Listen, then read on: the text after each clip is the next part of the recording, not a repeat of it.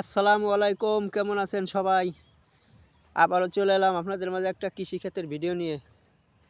এখন আমার ভুঁইয়ের পিএস কোবাইতেছি। আগের কোপ যেখানে যেখানে কোবের পেঁয়াজের গলাটা আটকে আটকে রয়েছে, কারণ এখানে একটু নরম ছিল, এই নরমের কারণে দেখা যায় যে অনেক জায়গা আটকে আটকে রয়েছে। তাই এই গলাটা ছাড়াই দিতেছি। গলাটা ছাড়াই দিলে পেঁয়াজগুলো চকলেট হবে না, নাহলে তো চকলেটের নাগাল হয়ে যাবে না। তার কারণে কোবাই দিতেছি। দেখেন কত সুন্দরভাবে কোপটা হইতেছে। আল্লাহ দিলে পেঁয়াজ হয়েছে রে, এবার অনেক সুন্দর পেঁয়াজগুলো হয়েছে, অসাধারণ ভালো পেঁয়াজ হয়েছে। যেরকম হয়েছে গাছ মোটা মোটা গাছ হয়েছে, সেরকম গাছ লম্বা হয়েছে একদম। প্রায় আমার গিরে সাইডে চলে গেছে, মাজার কিনারে কিনারে চলে গেছে গাছ লম্বা। কারণ এই তারিখের দানাটাও ভালো, দানাটা নাম্বার ওয়ান রানি অন এই দানাটা পেঁয়াজের।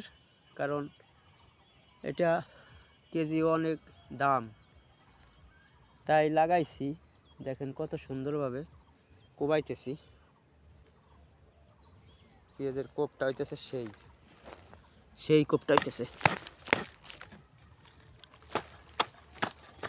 আমাদের কৃষিক্ষেত্রের অনেক কষ্ট করতে হয়, কষ্ট না করলে হয় না। কারণ মেলা দিন পর দেখলাম আপনারে, ভালোই আছেন? আল্লাহ রাখছে ভালোই। কি কোপ হয়ে গেল, কি সার বুনাইলেন? হ্যাঁ সেচ দিবেন নি? হ্যাঁ এই যে আমার এক ভাই পেঁয়াজ লাগাইছে, সেই পেঁয়াজের বুঝি সেচ দিবি, তা সার বুনে আসলো। সেচ দিবেন কবে? আগামীকাল। আগামীকাল।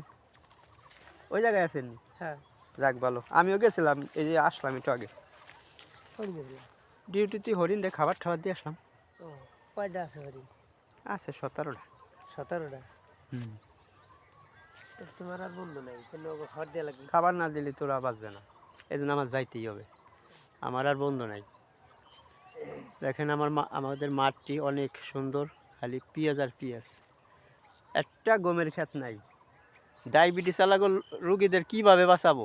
রুটি খাওয়াইয়া কিনা আটাতে বাঁচ পারবো নাকি? কোথায় পাবো এত রুটি কোথায় পাবো? দেখেন খালি ওই যে সজের ক্ষেত, পেঁয়াজ আর পেঁয়াজ, তাছাড়া আর কিচ্ছু নয় আমাদের মাঠে। দেখেন চার পাঁচ দিই। আচ্ছা ভাই। হুম, অনেক সুন্দরভাবে পেঁয়াজটা কুবাইতেছি। দেখেন, কারণ এই কোপটাই শেষ, তারপরে আর এই পেঁয়াজের ভিতরে নামা যাবে না। পেঁয়াজ অনেক লম্বা হয়ে যাবে আর হয়ে যাবে, তারপরে আর নামা যাবে না। এই জন্য এই কোপটা দিতেছি, এই কোপটাই সুন্দর হবে। ভালো থাকবেন সবাই।